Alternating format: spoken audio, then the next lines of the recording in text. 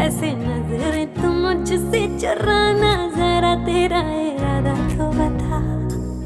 আগামী সপ্তাহেই মুক্তি পাচ্ছে তুফান সিনেমার প্রথম রোমান্টিক গান। আর সবচাইতে খুশির খবর হচ্ছে রোমান্টিক গানটি গেয়েছে বলিউডের জনপ্রিয় সঙ্গীত তারকা নেহা কাক্কার। শুধু এটাই নয়, তুফানের আরও বেশ কয়েকটি গানে কণ্ঠ দিয়েছে নেহা। বাংলা সিনেমার ইতিহাসে এটাই প্রথম গান হবে যেখানে বলিউডের সবচাইতে জনপ্রিয় কোনো নারী সিঙ্গার কণ্ঠ দিচ্ছে।